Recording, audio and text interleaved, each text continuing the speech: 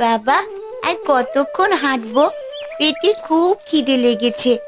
মা আজ সকালে যে শুকনো রুটিটা দিয়েছিল, ওটা এখন খেয়ে নিলে হয় না? আর একটু ধৈর্য ধর মা আমার। ওই তো, আর একটু গেলেই জঙ্গলটা শেষ হবে। তখনই না হয় দুজনে ভাগ করে শান্তিতে খাবো। তখন দেখবি সব ক্লান্তি নিমেষেই দূর হয়ে যাবে। কেউ কি আছো? আমার খুব কষ্ট হচ্ছে। আহ, আহ। বাবা, শুনছো? কে যেন কথা বলছে, গোঙানোর শব্দ পাওয়া যাচ্ছে। আরে তাই তো, কেউ যেন কিছু বলছে।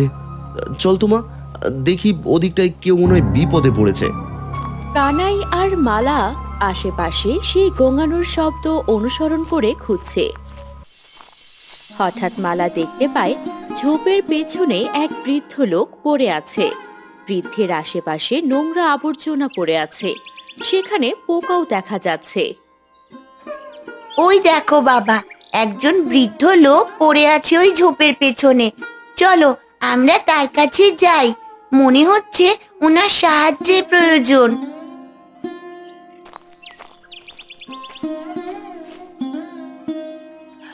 ওই হে বাপু, তৃষ্ণায় আমার বুক ফেটে যাচ্ছে। যদি সামান্য একটু জল দিতে পারো, তবে এই বুড়ো মানুষটার প্রাণটা বেঁচে যায়। হ্যাঁ, 6 দিন হলো আমি না খাওয়া। শরীরে শক্তি নেই যে খাবারের খোঁজ করতে যাব। বাবা, ও বাবা, দেখো দাদুটা কত কষ্ট পাচ্ছে। আমাদের কাছে যে এক ঘটি জল আর রুটি আছে, ওনাকে দিয়ে দিই না? আমি না হয় আর কিছুক্ষণ খিদে সহ্য করে নিতে পারবো। ঠিক বলেছিস মা, নিজের খিদের চেয়ে পিপাসার্থকে জল দেওয়া অনেক বড় ধর্ম। নিন, এই জল আর রুটিটুকু খেয়ে প্রাণ জোড়ান। আপনি সুস্থ থাকলে আমাদেরও ভালো লাগবে। তোদের মনটা অনেক বড় রে। আজ খাবার না পেলে বোধহয় প্রাণটা বেরিয়েই যেত। বিধাতা তোদের দিয়ে আমার প্রাণ বাঁচালেন। তোদের এই ত্যাগের সুফল তিনি অবশ্যই দেবেন। আমরা খুব দরিদ্র দাদু, কিন্তু কাউকে না খেয়ে কষ্ট পেতে দেখার মতো নিষ্ঠুর আমরা নই। আপনি সুস্থ বোধ করলে তবেই আমাদের এই উপকার সার্থক হবে। বৃদ্ধ লোকটি তৃষ্টি মিটিয়ে জল পান করে এবং তাদের দেওয়া সেই রুটি খায়। আহ, বড়ই শান্তি পেলাম। এনে দরকার নাই, আমার এই ছোলায় একটা মিষ্টি কুমড়োর বিচি আছে। এটা তোর বাড়িতে কোথাও পুঁতে দিস, দেখবি তোদের ভাগ্য ফিরে গেছে। এ তো খুব সাধারণ মিষ্টি কুমড়োর বীজ, এটা দিয়ে আমাদের ভাগ্য ফিরবে বলছেন? বাবা, কোনো কিছুকে তুচ্ছ অবহেলা করা উচিত নয়। দাদু যখন বলছে, নিশ্চয়ই ভালো কিছু হবে।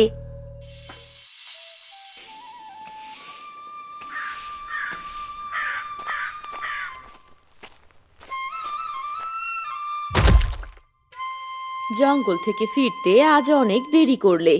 আর মালার মুখটা অমন শুকনো লাগছে কেন? খাবার তো দিয়েই দিয়েছিলাম, খায়নি নাকি? পথে এক অসহায় বৃদ্ধের দেখা পেলাম কবিতা। তিনি খুব ক্ষুধার্ত ছিলেন, তাই আমাদের খাবারটুকু ওনাকে দিয়ে দিয়েছি।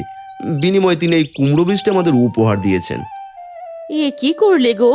নিজে না খেয়ে বা মেয়েকে না খাইয়ে এক মুঠো খাবারের বদলে কেবল একটা শুকনো বিচি নিয়ে এলে।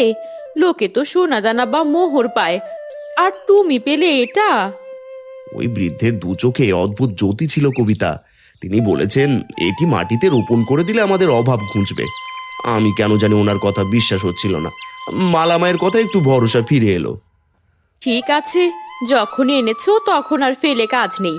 তুমি ওই মরা আম গাছটার গোড়াতেই বিচিটা পুঁতে দাও। গাছ হলে এই মরা গাছ বেয়ে উঠতে পারবে। দেখি তোমার ওই দয়ালু বৃদ্ধের কথা কতটা সত্যি হয়। বাবা, আমি নিজে রোজ এই গাছে জল দেব আর আগাছা পরিষ্কার করব। দেখবে একদিন আমাদের এই মরা গাছটা নতুন গাছের লতা পাতায় জীবন পাবে। কানাই মরা আম গাছের গোড়ায় মাটি খুঁড়ে বুড়োর দেওয়া বীজটি সযত্নে রোপণ করে দেয়। এই যে মিষ্টি কুমড়োর বিচি, তুমি তাড়াতাড়ি মাটি ফুঁড়ে বড় হয়ে যাও। আমরা তোমাকে অনেক যত্ন করব। তোমার লতায় লতায় অনেক ফল ধরবে, আর মা তখন অনেক খুশি হবে। বাপ বেটি দুজনেই পাগল হয়ে গেছে মনে হয়।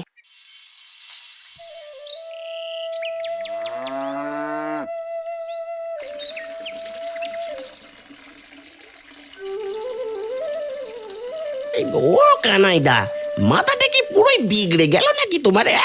চৈত্র মাসের কড়া রোদে যে আম গাছটা 5 বছর আগে মরে কাঠ হয়ে গেছে, তাকে কি আর জল দিয়ে বাঁচানো যায়? যোগু, মানুষ চেষ্টা করলেই তো বিধাতা সহায় হন। এখানে মিষ্টি কুমড়োর বীজ লাগিয়েছি, এটা দিয়ে আমাদের অভাব ঘুচবে। হাসালে দাদা। এই শোনো গ্রামবাসী, আমাদের কানাই দাদা এখন থেকে মরা গাছে চাষাবাদ শুরু করেছে। হয়তো কয়েকদিন পর সে আকাশের মেঘ থেকে সোনা জড়ানোর ব্যবসাও করবে। আরে আরে, কি ব্যাপার যোগু? সাত সকালে এত হাসাহাসি কেন? ও কানাই, গ্রামের লোক বলা বলি করছে তুমি নাকি কুমড়ো ফলাবে, সেটা নাকি তোমার ভাগ্য বদলে দেবে। মোড়ল মশাই, একজন বয়স্ক লোক দয়া করে একটা বীজ দিয়েছেন, তাই আমি সেটা লাগিয়েছি। পরিশ্রম করলে যদি ফল পাই তবে খাবো। তিনি বলেছিলেন এটা দিয়ে আমাদের সুখের দিন ফিরবে। আরে মোড়ল মশাই, এর নিজের পরনের কাপড় ছিঁড়ে 4 টুকরো হয়ে গেছে, আর সে স্বপ্ন দেখছে অলৌকিক ফসলের। অভাবের তারণে ওর বুদ্ধি এখন ঘাস খেয়েছে। সময় নষ্ট করো না কানাই, এসব পাগলামি বন্ধ করে নিজের কাজে মন দাও। সংসারে তো তেমন উন্নতি নেই। আপনাদের উপদেশ আমি মাথায় রাখলাম, কিন্তু কষ্ট করলে যে ফল মেলে এটা আমি বিশ্বাস করি। তাই যত্ন নেওয়া আমি কিছুতেই ছাড়বো না। কোনো কিছুকে তুচ্ছ না করা, এটা আমার মালা মায়ের কাছ থেকে শেখা। এই চলো চলো, এখানে দাঁড়িয়ে থেকে পাগলের পাগলামি আর দেখি না। এই চলে আসুন মোড়ল মশাই।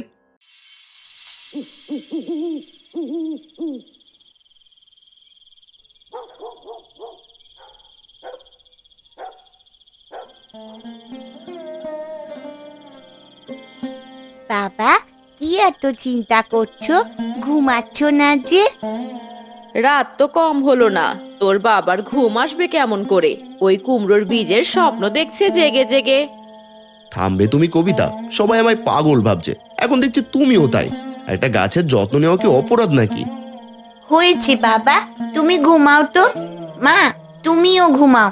তোমাদের কথাতে আমার ঘুম উড়ে যাচ্ছে। সমস্ত গ্রাম যখন ঘুমে বিভোর, ঠিক তখনই কানাইয়ের মরা আম গাছের গোড়ার মাটি থেকে একটি ছোট চারা গাছ বের হয়। আর সেই চারাটি ধীরে ধীরে সম্পূর্ণ গাছ দখল করে নিল নিজের লতা পাতা ছড়িয়ে। আর সব ফুলের মাঝে দেখা গেল এক সোনালী রঙের ফুল। ওগো, শুনছো? তাড়াতাড়ি ওঠো না, জানালা দিয়ে বাইরে একবার তাকিয়ে দেখো তো, কিসের এত আলো? মনে হচ্ছে আমাদের উঠোনটা কেউ হাজারো প্রদীপ দিয়ে সাজিয়ে রেখেছে। এ কি অলৌকিক কাণ্ড কবিতা! ওই মরা আম গাছটি তো আর চেনা যাচ্ছে না। এক রাতে এটি কেমন সবুজ পাতার জাদুকরি ফুলে ভরে গেছে। চারিদিকে কি সুন্দর রূপলি আলো ছড়াচ্ছে। ওগো, চলো বাইরে গিয়ে দেখি। মালামা, তুইও আয়। বাবা বাবা, দেখো দেখো, গাছটা কত বড় হয়ে গেছে। লতাগুলো মনে হচ্ছে গাছ বেয়ে আকাশের দিকে উঠে যাচ্ছে। কি সুন্দর একটা মিষ্টি গন্ধ বেরোচ্ছে গাছ থেকে।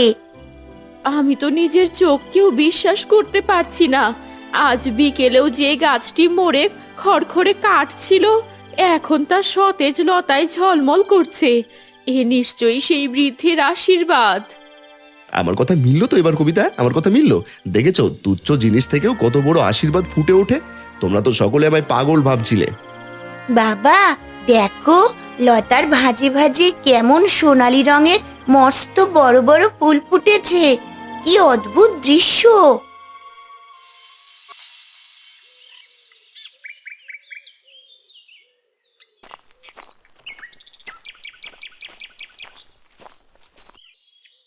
এই আরে হরিদা, শুনেছো নাকি কানাইদার বাড়ির ঘটনা? কি হয়েছে? ঘুম থেকে উঠলাম এইমাত্র। যা শীত পড়েছে, তা কি হয়েছে ওই পাগলের বাড়ি? পাগল বলো না, পাগল বলো না। এখন কানাইদা ধনী হয়ে যাবে রাতারাতি। কাল যে কুমড়োর বীজ বুনলো, আজই নাকি সেখানে গাছ লতা একেবারে পরিপূর্ণ হয়ে গেছে। এ কি বলছিস রে যোগু? চল তো, চল গিয়ে দেখি আগে ঘটনাটা কি।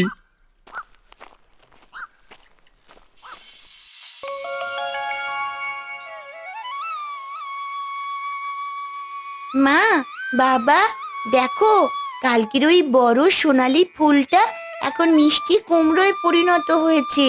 কিন্তু ওটা তো সবুজ না, ওটা যে সোনার মতন চকচক করছে। হে বিধাতা, এ কি ঐশ্বরিক দৃশ্য! আমি চর্মচক্ষে দেখছি। মিষ্টি কুমড়ো তো লতায় লতায় অনেকগুলো ধরেছে, কিন্তু মাঝখানের ওই বিশাল কুমড়োটা তো মনে হচ্ছে খাঁটি সোনা দিয়ে তৈরি। ওগো, এটা কি সত্যি সোনা? আমি তো কোনোদিন স্বপ্নেও এমন জিনিস দেখিনি। আমি কি একটু হাত দিয়ে ওটা ছুঁয়ে দেখবো বাবা? ওটা কত ভারী হবে বলো তো? কুমড়োটার ভারে তো লতাটা একদম মাটির সাথে নুয়ে পড়েছে। আমি এর আগে এমন বড় ফল কখনো দেখিনি। দেখ মা দেখ, আহা, দেখতে হুবহু স্বর্ণপিণ্ড। সেই বৃদ্ধ লোকটি আসলে আমাদের পরীক্ষা নিচ্ছিলেন, আর আজ তিনি আমাদের ভাগ্যের দরজা খুলে দিয়েছেন।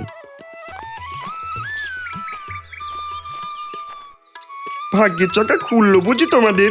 তা এমন জাদুর চমক কোথা থেকে পেলে গো কানাই? কাল অব্দি আমায় পাগল বললে, আজ আবার কিসব বলছো হরিদা? কি আর বলবো, সোনার মিষ্টি কুমড়া চাষ করছো, তা গ্রামের লোক দেখলে দোষ না কে? দেখো পেটে হজম হয় কিনা। এই চলে আয় রে যোগু। দেখেছো বদমাইশটা কি বলে গেল? তার সাথে তোমার বোন জামাইও জোর দিয়েছে। তুমি চিন্তা করো না কবিতা, সৃষ্টিকর্তার কৃপায় আর বুড়ো বাবার আশীর্বাদে এটা যখন পেয়েছি তিনিই রক্ষা করবেন।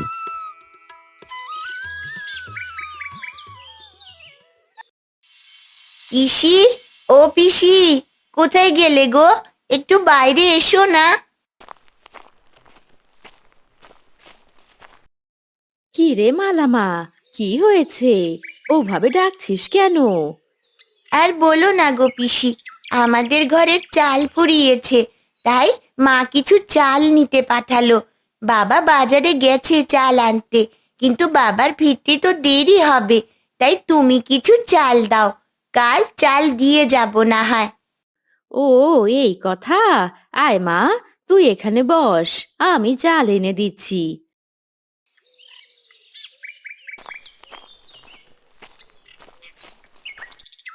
এই নে চাল, তা কিছু খাবি? গুড়মুড়ি দিই, খেয়ে যায় বেলা। না গো পিসি, মা এক্ষুনি ফিরতে বলে দিয়েছে, আরেকদিন এসে খেয়ে যাব। ঠিক আছে, তবে যা, সাবধানে যাস।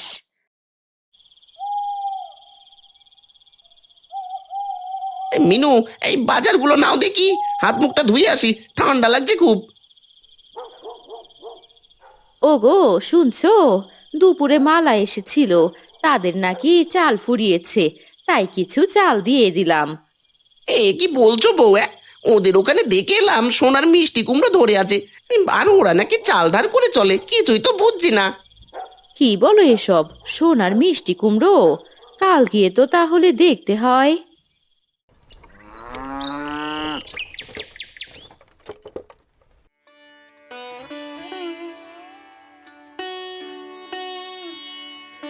আরে মিনু যে, এসো এসো, তাই এই ভর দুপুরে এলে যে বড়? ওই এদিক দিয়ে যাচ্ছিলাম, তাই এলাম।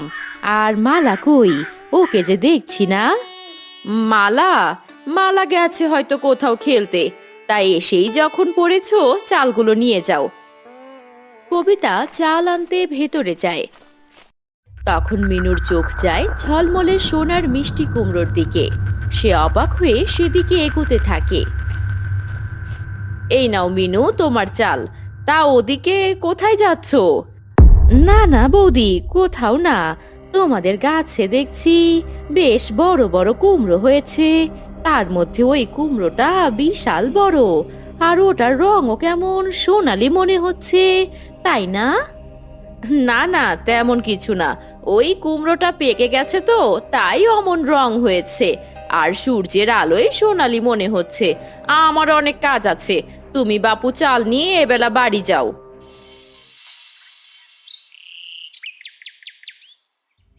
মোড়ল মশাই, আপনি তো বিশ্বাস করছিলেন না, এখন নিজের দু চোখে দেখবেন চলুন। কানাই সেই কুৎসিত মরা গাছে কিভাবে খাঁটি সোনা ফলেছে। আমার তো সহ্য হচ্ছে না মশাই, আমার বউটাকেও নাকি মিথ্যে বলে তাড়িয়ে দিয়েছে। খবর তো দেখছি একদম খাঁটি। কানাইয়ের মতো একটা অত দরিদ্র চাষির ঘরের উঠোনে অত বড় ঐশ্বর্য থাকাটা সামাজিকভাবে ঠিক নয়। এটা নিশ্চয়ই কোনো গুপ্তধনের অংশ, যা সে চুরির মাধ্যমে পেয়েছে। ঠিক ধরেছেন মোড়ল মশাই, কানাই যদি এই সোনা দিয়ে রাজা হয়ে যায় তবে সে তো আর আমাদের তোয়াক্কাই করবে না। কিছু একটা করা ব্যবস্থা নিন যাতে ওই জাদুকরি কুমড়োটা আমাদের দখলে আসে। এ মোড়ল মশাই, হরি একদম ঠিক কথাই বলেছে। দেরি করা ঠিক হবে না, আমাদের কাল সকালেই এই কানাইয়ের বাড়ি যাওয়া উচিত।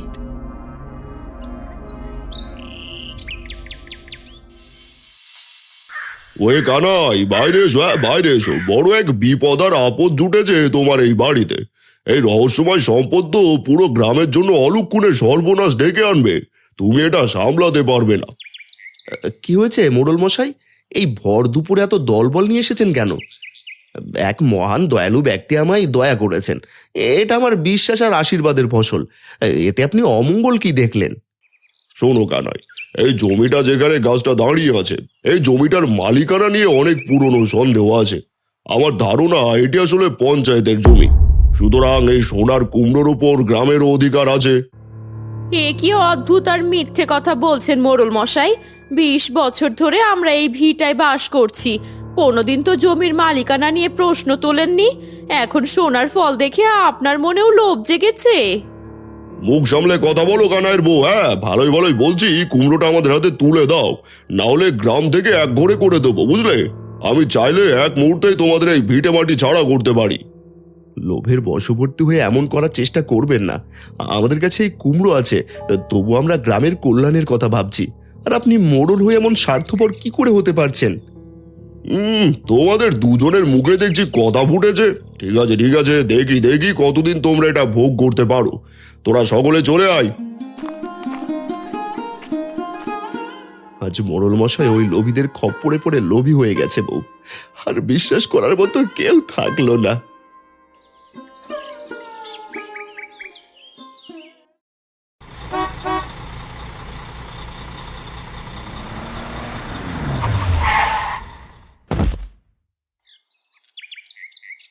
আরে ও হ্যাঁ কানাই ভাই, আমি বিমল শহর থেকে এসেছি। খবর পেলাম আপনার বাড়িতে মরা গাছে নাকি এক অদ্ভুত বড় কুমড়ো ফলেছে, যা দেখতে অবিকল সোনার মতো। আমি সেটি কিনতে চাই। বিমল বাবু, এটা সাধারণ কোনো বাজারের সোনা নয় যে আপনি দরাদরি করে কিনে নেবেন। এটা এক মহান আত্মার পবিত্র দান। আমি এটা বিক্রি করে বিলাসিতা করার কথা ভাবিনি।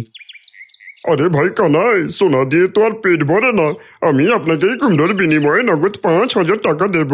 5,000 টাকা মানে বুঝেছেন? আপনার 7 পুরুষ একদম রাজার হালে খেতে পারবে। ভাই, আমরা অভাবী হতে পারি, কিন্তু বোকা নই। এত বড় একটা কুমড়ো যদি খাঁটি সোনা হয় তবে তার মূল্য তো লক্ষ টাকা ছাড়িয়ে যাবে।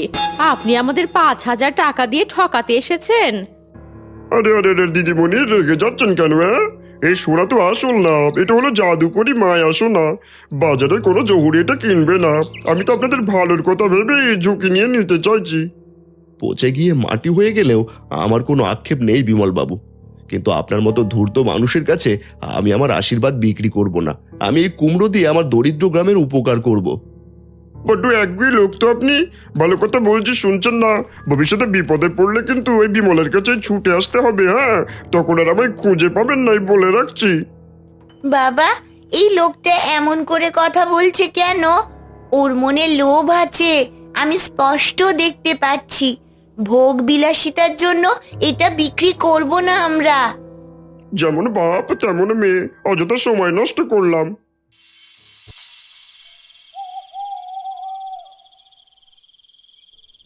মোড়ল মশাই, সময় কিন্তু হাত থেকে বেরিয়ে যাচ্ছে। ওই ব্যবসায়ী তো শহরে গিয়ে অন্য কাউকে নিয়ে আসতে পারে কুমড়োটা দখল করতে। তার চেয়ে আজ রাতেই আমাদের কাজটা সেরে ফেলা উচিত।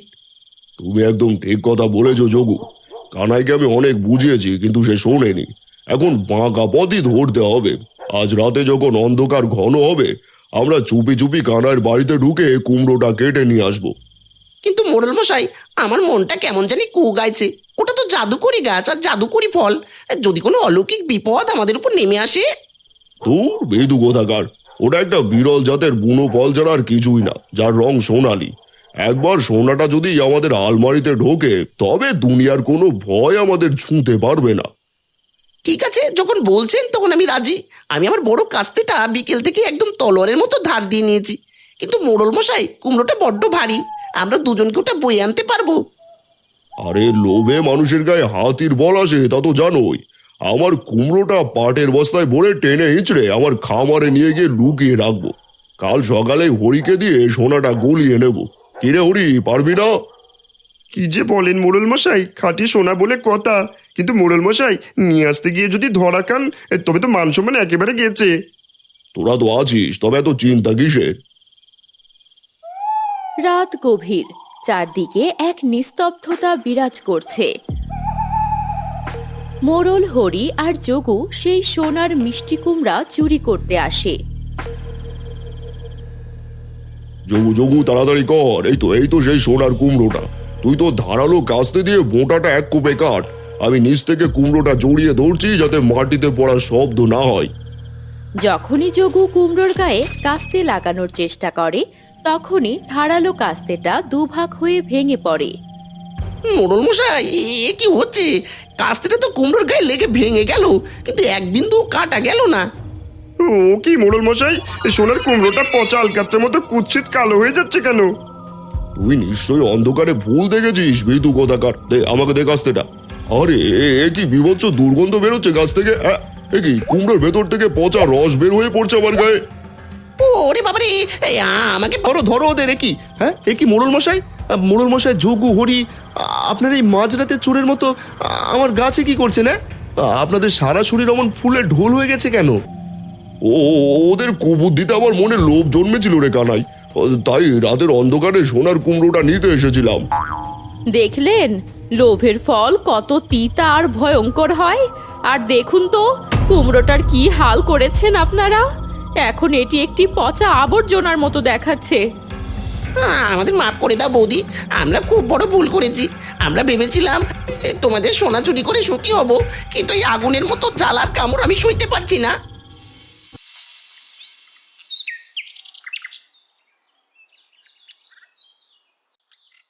আরে সি সি মোড়ল মশাই, হ্যাঁ, আপনি গ্রামের প্রধান হয়ে এই গরিব কানায় ঘরের সম্পদ চুরি করতে এলেন মাঝরাতে? সি সি সি সি সি সি, আপনাদের লজ্জায় এই গ্রাম ছেড়ে চলে যাওয়া উচিত। যোগু, তুই তো বন্ধু রূপে শত্রু হলি রে। হ্যাঁ, আমি আমার জীবনের সবচেয়ে বড় ভুলের প্রায়শ্চিত্ত করছি ভাই। সারা রাত যন্ত্রণায় এক পলক ঘুমোতে পারিনি। কানাই, তুই দয়া করে এই পচা কুমড়োটা ফেলে দিয়াই। এটা দুর্গন্ধে গ্রামের মানুষের টেকা দায় হয়ে পড়েছে।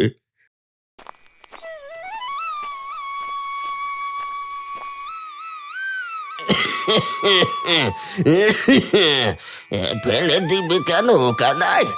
যা একবার পবিত্র আশীর্বাদ হিসাবে এসেছে, তা কি কোনোদিন সত্যি পৌঁছে যেতে পারে? মানুষের মনের কালো লোভই তো চারিদিকে নির্মল বাতাসকে বিষাক্ত করে দিয়েছে। বুড়ো বাবা, আপনি আপনি আবার এসেছেন। দেখুন, আপনার দেওয়া এই সুন্দর সোনার কুমড়োটা এখন কেমন পচার কালো দুর্গন্ধ হয়ে গেছে। এরা এটা চুরি করতে এসেছিল, এখন সব শেষ হয়ে গেল। মন খারাপ করিস না কানাই। এই সম্পদ হলো মানুষের অন্তরে শুদ্ধতার এক পরীক্ষা মাত্র। যে অসতার লোভী, তার কাছে জগতের সমস্ত হীরা জহরত পচা মাটি আর আবর্জনের সমান। দাদু, আমাদের সেই সুন্দর জাদুকরি দিনগুলো কি আর কখনো ফিরে আসবে না? আমরা কি আর ওই সোনার মায়া ভরা আলো দেখতে পাবো না? অবশ্যই পাবি মা, সত্যের জয় সব সময় সুনিশ্চিত। কানাই, তুই একদম ভয় না পেয়ে তোর এই পবিত্র হাত দিয়ে কুমড়োটা একবার স্পর্শ কর। তোর মনে তো কোনো লোভ নেই, তুই মানুষের মঙ্গল চেয়েছিস। কানাই দেরি না করে পচে যাওয়া সেই কুমড়োটা তার হাত দিয়ে স্পর্শ করতেই সেটি যেন আবার আগের সোনার মিষ্টি কুমড়োয় পরিণত হয়। সবাই এই অবাক করা দৃশ্য দেখে তাকিয়ে থাকে। এ কি অপূর্ব দৃশ্য! আবার ফিরে এলো। হাত ছোঁয়া মাত্রই সেই পচা দুর্গন্ধ উধাও হয়ে গেল, আর কালো কুমড়োটা মুহূর্তেই আবার ঝকঝকে খাঁটি সোনায় পরিণত হলো। আগের চেয়েও বেশি আলো বেরোচ্ছে এখন। হ্যাঁ কানাই, মনে রেখো, গ্রামবাসী এই মরা গাছের নিচে যতদিন সোনার কুমড়োটা থাকবে ততদিন এ গাছে অনেক মিষ্টি কুমড়ো ধরবে। তোমরা প্রতিদিন নিয়ে গেলে ওটা ফুরাবে না। এই সকলেই তা বিক্রি করে সুখে থাকতে পারবে, কিন্তু লোভে পড়ে সোনার মিষ্টি কুমড়োর দিকে তাকালে তোমাদের লোভের জন্য সংসার থেকে সুখ উড়ে যাবে। এটা শুধুমাত্র কানাইয়েরই প্রাপ্তি।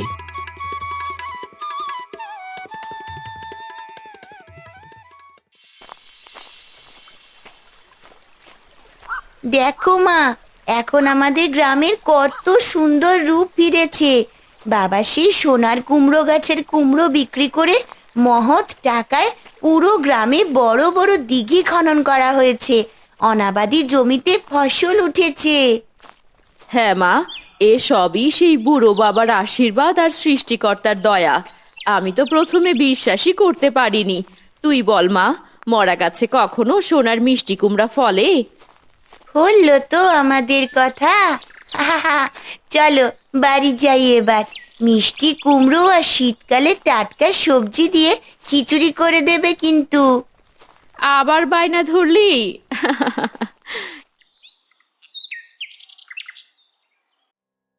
কই গো কবিতা, গামছাটা দাও, কুমড়োগুলো সব খাঁচায় ভরা শেষ। ভ্যানে করে এখন শহরে নিয়ে যেতে হবে।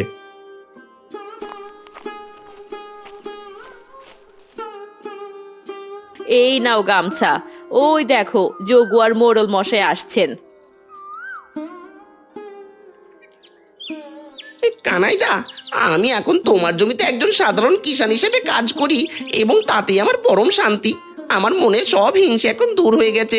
তুমি আমায় ক্ষমা করে যে নতুন জীবন দিয়েছো, তা আমি কোনোদিনও ভুলবো না। আমিও এখন জীবনের গভীর সত্যটা বুঝতে পেরেছি কানাই। জোর করে বা ক্ষমতা দেখে সম্মান পাওয়া যায় না। সত্য আর চরিত্রের বলই হলো জগতের সবচেয়ে বড় বল। বাবা দেখো, সেই জাদুকরি মরা গাছটা এখন চির সবুজ এক বিশাল কুমড়ো গাছ হয়ে গেছে। সেখানে এখনো শত শত সাধারণ সুন্দর মিষ্টি কুমড়ো ঝুলে আছে, তার মাঝে আছে সেই সোনার কুমড়োটা। মানুষের মনে যখন তৃপ্তি থাকে রে মা, তখনই সাধারণ সবুজ সবজি সোনার চেয়ে বেশি সুখ দেয়। সোনার কুমড়ো ছিল আমাদের জন্য এক মহান শিক্ষা, আর এই সবুজ কুমড়ো হলো আমাদের মাটির জীবন, যা আমাদের সাধারণভাবে পরিশ্রম আর লোভহীনভাবে বাঁচতে শেখায়। এই যে তোমাদের বলছি, বাড়ির পাশে একটা মিষ্টি কুমড়ো বীজ পুঁতে দিও। বলা তো যায় না, সেখানেও আবার সোনার মিষ্টি কুমড়ো হয়ে ওঠে কিনা।